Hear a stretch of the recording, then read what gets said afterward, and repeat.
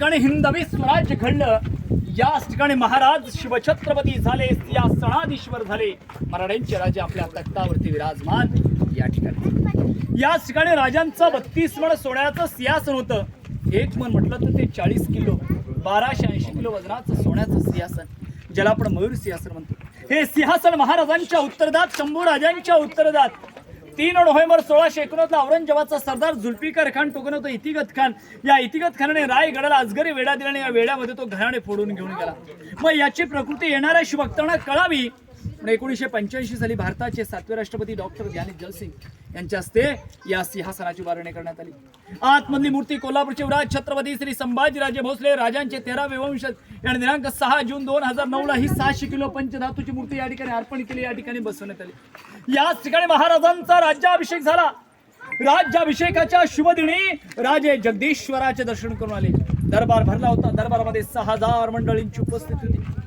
महाराज अंबारीमधून खाली उतरले. 7 सुवासिनींनी राजांची वळणी केली. राजाने वळणी स्वीकारली.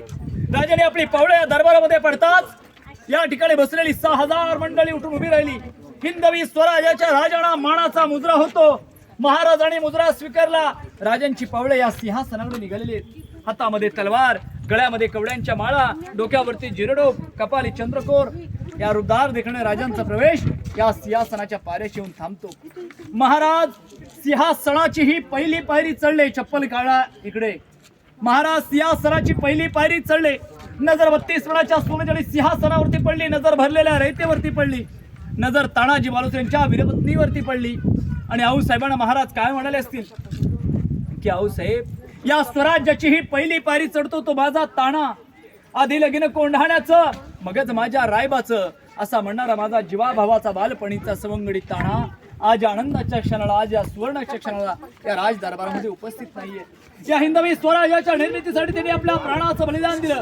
पण हिंदवी स्वराज्याच्या पहिल्या पायरीला नाव तानाजी मालुसरे. स्वराज्याची ती दुसरी पायरी चढत असताना राजांना बाजी प्रभू देशपांडेंची आठवण येते. महाराज आपण जाणे खिंड आम्ही जात्र नव्हतो. महाराज लाख मिले तरी चालतील पण लाखाचा पोशिंदा जायला पाहिजे. तिसरी पायरी चढत असताना नेसरीच्या खिंडीमध्ये बहिलोल खानाच्या 15000 सैन्यासोबत लढणारे माझे प्रतापराव गुजर, वेडात मराठे वीर दौडले 7. मुरारबाजी बाजी पासलकर, शिवा काशीत अनेक मातबगर वीरांची आठवण झाली. अंतकरण भरून आलं. लटकत्या पालवणे महाराज 32 मणाच्या सिंहासनावर विराजमान झाले.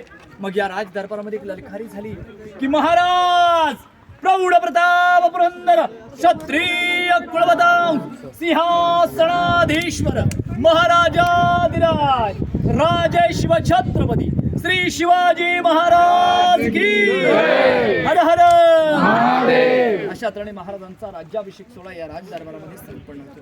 म्हणून म्हणतात की झुकल्या वाकल्या गर्विष्ठ म्हणा या शिवमंदिरी, जीवनात आला तर एकदा तरी रायगडी येणं भावे. त्या राज्याभिषेकाच्या छायाचित्रामध्ये एक इंग्रज वकील आपली कॅप काढून राजांना मानाचा मुद्रा करतो दिसतो. त्याचं नाव असतं हेनरी ऑक्झेंटर. त्या हेनरीला प्रश्न पडतो की मी तर 2 पायाचा मनुष्य, माझी गडावर येताना दमछाक झाली, मग शिवाजी राजांनी 4 पायाचे बलाढ्य हत्ती गडावर आणले कसे काय? राजाने काय केलं तर बरं का, हत्तींची पिल्लं ही पालखीमध्ये गडावर आणली, त्यांचं पालन पोषण केलं, मोठे करून त्यांचा राज्याभिषेक केला. ही होती दूरदृष्टी. होता गणिमी काव म्हणून म्हटलं होतं की कणभर मराठे मनभर मुघलांना भारी पडले या गणिमी काव्याच्या जोरावर. 200 नंतर क्रॉस केल्याची वास्तू दिसते नगरखाना. 40 फूट रुंदी, 50 फूट उंची, लांबून याचा आकार आपल्याला गेट ऑफ इंडिया सारखा दिसतो.